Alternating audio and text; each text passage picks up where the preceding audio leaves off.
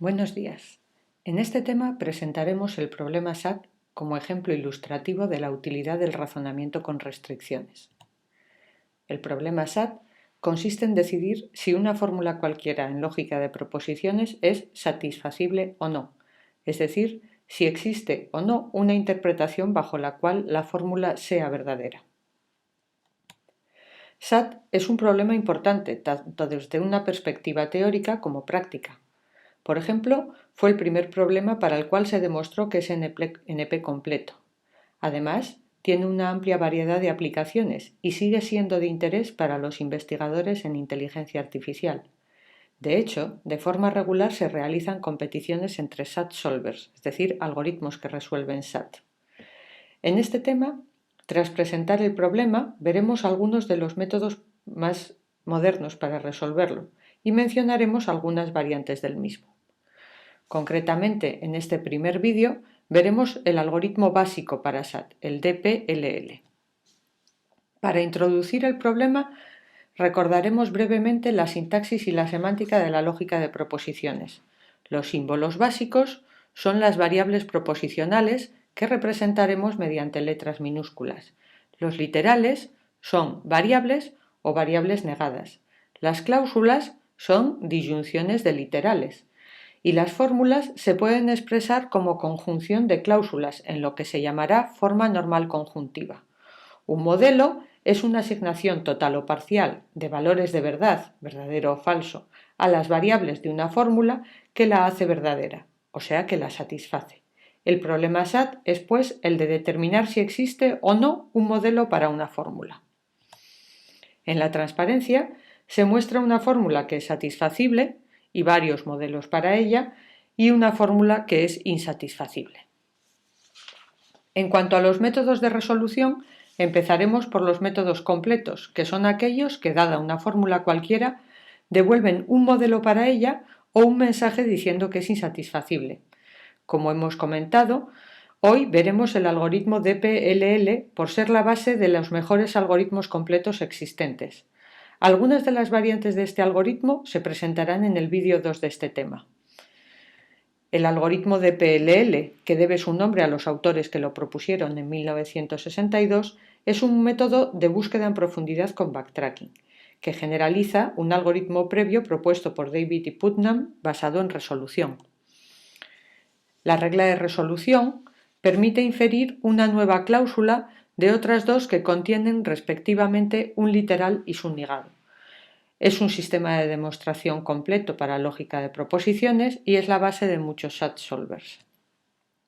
La idea del algoritmo de PLL es la que se resume en la transparencia. En primer lugar, se simplifica la fórmula. A continuación, se elige un literal y un valor de verdad para él. Se evalúa la fórmula con dicha asignación y se simplifica de nuevo. Y se actualiza, si procede, el conjunto de cláusulas activas, es decir, aún no satisfechas. Por último, se chequea recursivamente si la nueva fórmula es satisfacible. Si lo es, entonces también lo es la fórmula original. Y si no, se chequea la satisfactibilidad de la fórmula que resulta de asignar al literal el valor opuesto. Veamos con un ejemplo las simplificaciones a las que hacíamos referencia.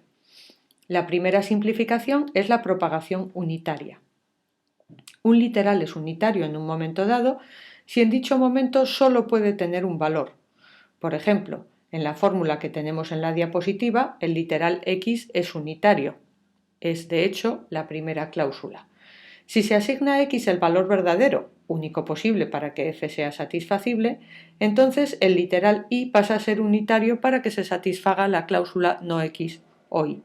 Esta asignación implicada se refleja en un grafo mediante un arco de x a y. Este grafo, que se va a ir ampliando en los siguientes pasos, recibe el nombre de grafo de implicaciones. La propagación unitaria no se aplica únicamente a la forma original, sino también a la que se obtiene después de asignar cada variable el valor elegido. Así, si en el ejemplo anterior elegimos la variable z y el valor verdadero, entonces para satisfacer no z o a,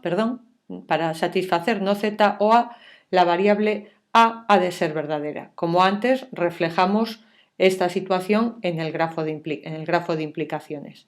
Continuando con el mismo ejemplo, si en el paso 2 elegimos la variable u, los valores de u y de a determinan el valor de b para hacer verdadera la cláusula no u o no a o b.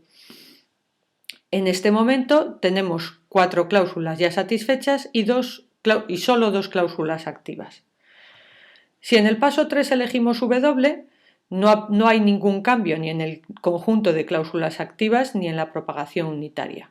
Si en el paso 4 elegimos la variable r, entonces la cláusula no w o no r o no c implicaría el valor de c y este junto con el valor de b implicarían que la variable d tenga que ser verdadera. Estos pasos hacen que las dos últimas cláusulas pasen a ser también satisfechas y por lo tanto la fórmula es satisfacible. Nótese que el modelo se forma con las variables de decisión junto con las variables implicadas. En el grafo de implicaciones pueden aparecer conflictos, es decir, situaciones imposibles. Por ejemplo, para la fórmula de la diapositiva, el literal no y, el que aparece en segundo lugar, es unitario. De la cláusula z o y derivaríamos que z tiene que ser verdadero y de no z o x que x tiene que ser verdadero. Pero este mismo literal x tiene que ser falso por la primera cláusula, dando lugar a una contradicción. Cuando un conflicto aparece, como en el ejemplo en el paso inicial, el algoritmo termina, porque la fórmula es insatisfacible. La segunda simplificación que veremos es la eliminación de literales puros. Un literal puro es aquel que aparece siempre con la misma polaridad, como es el caso del literal y en el ejemplo, o de no z o no u o w. Al igual que sucedía con los unitarios, los literales puros solo tienen un valor posible para que se satisfaga la fórmula. También en este caso hay que propagar este concepto. Nótese en el ejemplo que al asignar a i, z, u, w los valores que le corresponden, las cláusulas resaltadas ya están satisfechas. Entonces, en las cláusulas activas, x y, por ejemplo, no b son también literales puros. Además, en este ejemplo, con la asignación implicada de estos dos literales, la fórmula entera resulta satisfecha. Pero veamos algún ejemplo un poco más complejo en el que el backtracking sea necesario. El diagrama de la figura muestra el flujo del algoritmo de PLL. Seguiremos su traza con un ejemplo. En el nivel 0 no tenemos ninguna variable asignada, obviando en este ejemplo la eliminación de literales puros. Elegimos para el nivel 1 el literal R. Esta decisión hace que sea verdadera la cláusula R o S. Si en el nivel 2 elegimos S, no se produciría ninguna variación. Supongamos que a continuación se elige X. Las cláusulas satisfechas serían las que están ahora resaltadas. De esta elección, con las dos cláusulas no satisfechas, llegaríamos a que Y tiene que ser verdad e Y tiene que ser falso, generándose un conflicto. Esto lo señalamos en el árbol de búsqueda con un nodo de fallo o punto de corte que lleva a backtracking. El backtracking nos llevaría a reconsiderar el valor de la última decisión tomada, es decir, el valor contrario para la variable x. Con no x, las cláusulas insatisfechas cambian y las otras dos, como antes, generan un conflicto en el grafo de implicaciones. Mirando ahora el árbol de búsqueda, observamos que ya no hay ningún valor más que pueda tomar la variable x, por lo que el backtracking llevaría a reconsiderar el valor de s. Con no s y x tenemos un conflicto similar al que teníamos la vez anterior.